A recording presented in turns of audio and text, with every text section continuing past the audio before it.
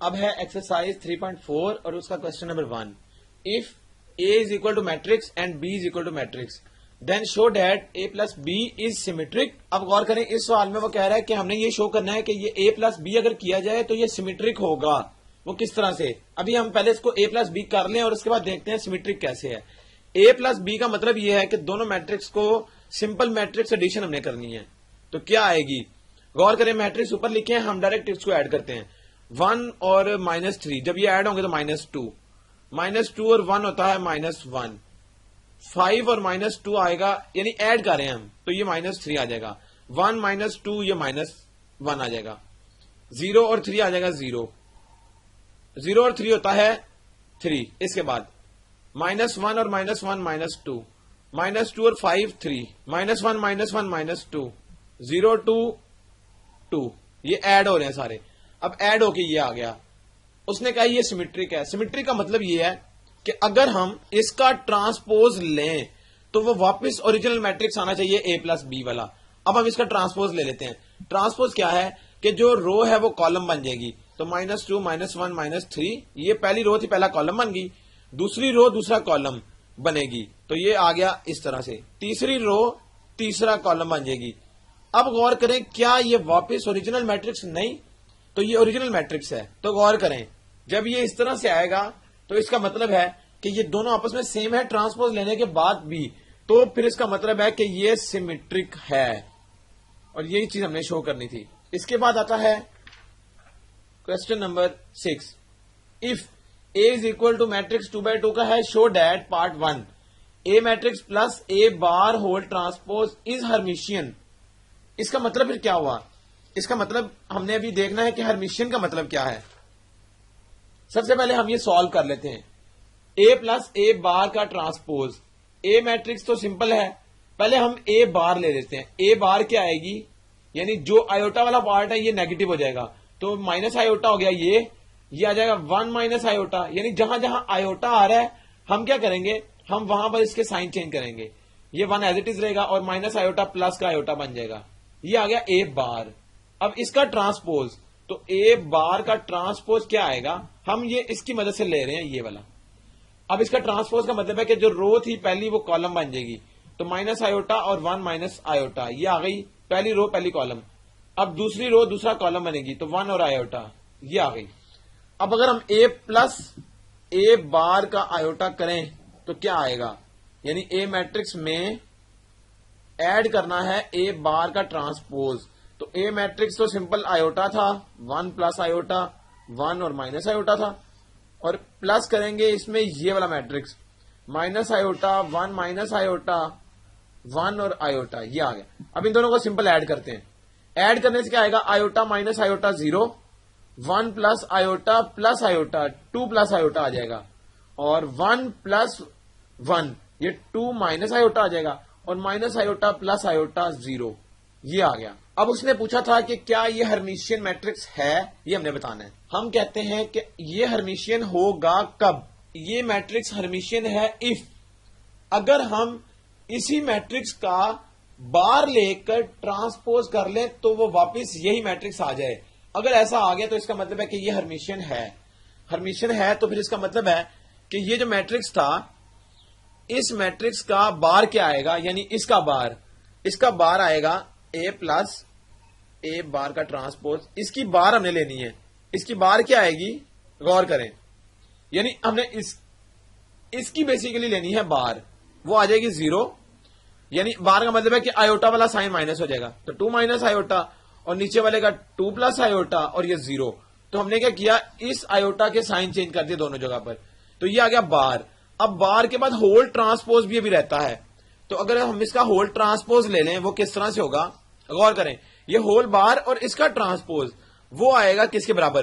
Transpose का मतलब होता है कि जो रो है वो कॉलम बन जाएगी, तो 0 2 माइनस आयोटा, और ये जो सेकंड रो थी वो सेकंड कॉलम बन जाएगी, 2 प्लस आयोटा और 0।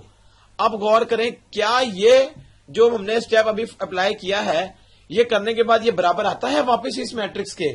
तो अगर हम इस मैट्रिक्स को 1 का नाम दे लें और जो अभी निकाला है ये 2 का नाम, तो गौर करें 1 और 2 की जो ये मैट्रिक्स है वो सेम है।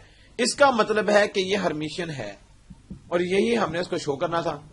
तो इस तरह हम इसके जो रिमेनिंग पार्ट्स है उसको भी इजीली सॉल्व कर सकते हैं और उनको आपने खुद सॉल्व कर लेना है। अब है question number 10, find the rank of the following matrix.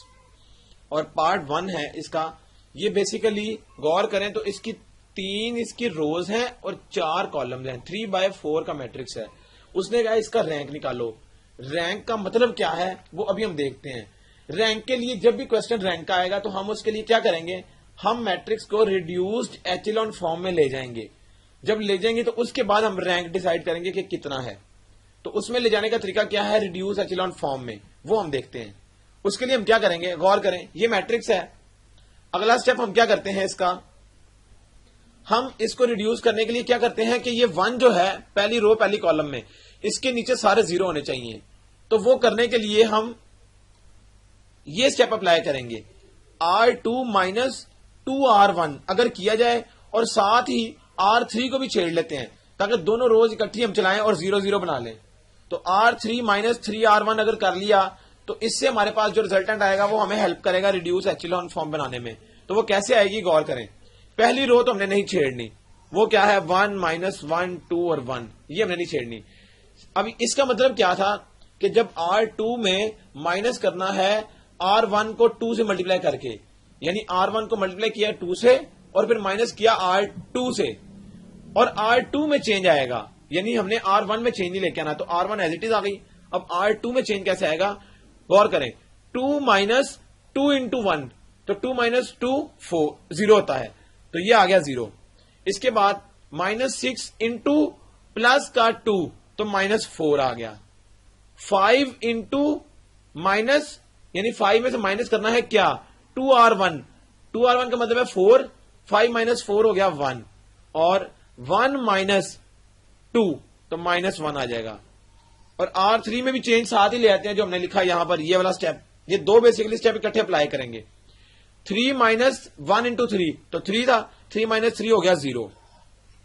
5 minus minus plus, 5 plus 3 8 हो गया। 4 माइनस 6, ये होता है माइनस 2, और माइनस 3 इंटू माइनस 3, तो माइनस 6 आ गया। ये हमारा पहला स्टेप हमने अप्लाई कर लिया। इसके बाद अगर हम इसको ऐसे चलाएं कि 1 के नीचे तो सारे 0 आ गए, अब हम सेकंड रो का फर्स्ट जो ये वाला लेटर है, ये वाला सेकंड रो का सेकंड लेटर, इसको अब हम 1 बनाएंगे। 1 कैसे बनाएंगे, अगर हम ये वाला स्टेप इस पे अप्लाई करें तो इससे हमें क्या मिलेगा वो हम देख लेते हैं। यानी ये स्टेप कह रहा है कि R2 के साथ मल्टीप्लाई करें -1/4।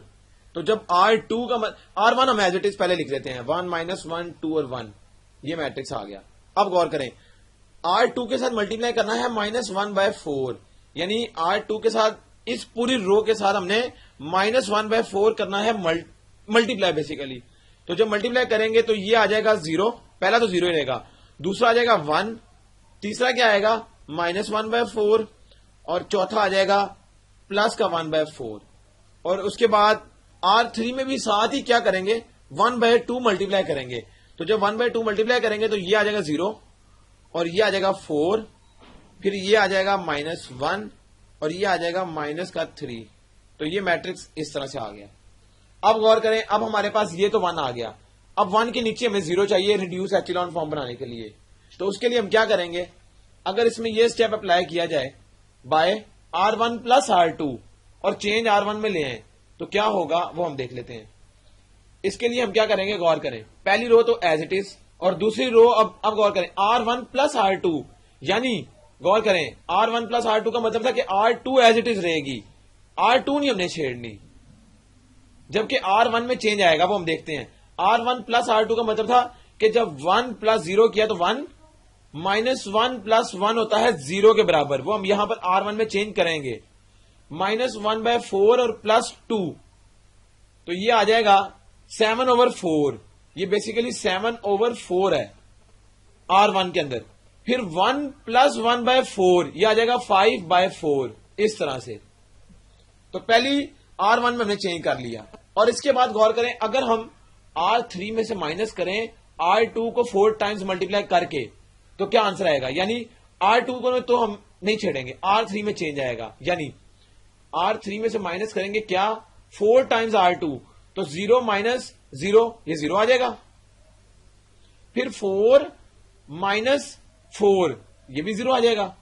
माइनस 1 इंटू, गौर करें, माइनस 1 माइनस 1, तो ये माइनस 2 आ जाएगा। माइनस 3 माइनस 1, तो ये माइनस 2 आ जाएगा, इस तरह से। तो ये मैट्रिक्स गौर करें, हमारे पास ये 1 है, इसके नीचे 0, फिर सेकंड जो कॉलम है उसका ये वाला डिजिट जो है, ये नंबर है, ये 1 और इसके ऊपर नीचे 0। अब लास्ट हमारे पास इसको 1 बनाना है, तो इसको 1 बनाने के लिए हम क्या करेंगे, हम सिंपली इसको ऐसे कर सकते हैं, -1/4 R3, ये इस तरह से आ जाएगा। यानी हमने सिर्फ R1 और R2 तो नहीं हमने छेड़ना, 1 0 7/4 और 5/4, ये तो एज इट इज आएगा। सेकंड वाली रो भी एज इट इज आएगी, 0 1 -1/4 और 1/4 आएगा। इसके बाद अब चेंज आएगा R3 में, और R3 को मल्टीप्लाई करना है -1/4 से, तो 0 इंटू दिस 0, फिर 0 इंटू दिस 0, 0 इंटू दिस 0, और जब हम R3 के साथ इसको मल्टीप्लाई करेंगे -1/4 को, तो ये प्लस का 1 आ जाएगा, इस तरह से। गौर करें, फर्स्ट रो का फर्स्ट डिजिट 1 आ गया, उसके नीचे सारे 0। सेकंड रो का फर्स्ट डिजिट, ये सेकंड रो का सेकंड डिजिट, ये 1 आ गया और इसके ऊपर नीचे 0। और उसके बाद गौर करें, जो लास्ट वाला है हमारे पास रो, उसका आखिरी वाला डिजिट 1 है और उससे पहले सारे 0 हैं। तो इसका मतलब है कि ये हमारे पास अब रिड्यूस्ड एचेलॉन फॉर्म में आ गया है क्वेश्चन। और जब क्वेश्चन रिड्यूस एचेलॉन फॉर्म में आ जाए, तो जो उसमें यानी नॉन जीरो रोज जितनी होंगी वो रैंक होगा। गौर करें, क्या ये नॉन जीरो रो है? नॉन जीरो रो का मतलब ये है कि उसमें कम से कम एक नॉन जीरो एलिमेंट होना चाहिए, सारे 0 नहीं होने चाहिए। तो गौर करें, 3 0 तो है लेकिन एक 1 भी है। इसका मतलब है एक रो तो ये हो गई जो नॉन जीरो है, ये वाली रो भी नॉन जीरो है और ये रो भी नॉन जीरो है, क्योंकि इन तीनों में कोई ना कोई नॉन जीरो एलिमेंट आ रहा है। इसका मतलब है कि जब इसकी 3 नंबर ऑफ रोज हैं और तीनों नॉन जीरोज हैं, तो इसका रैंक 3 होगा। इसको हम इस तरह से लिखेंगे, रैंक 3। अगर इसमें से आखिरी वाली सारे 0 होते तो फिर इसका रैंक 2 हो जाता। तो इस तरह हमने किसी भी क्वेश्चन का रैंक निकालना है, उसको पहले रिड्यूस एचेलॉन फॉर्म में कन्वर्ट कर लेना है। तो यहां तक एक्सरसाइज 3.4 कंप्लीट हो गई। इसके रिमेनिंग क्वेश्चंस को आपने खुद सॉल्व करना है।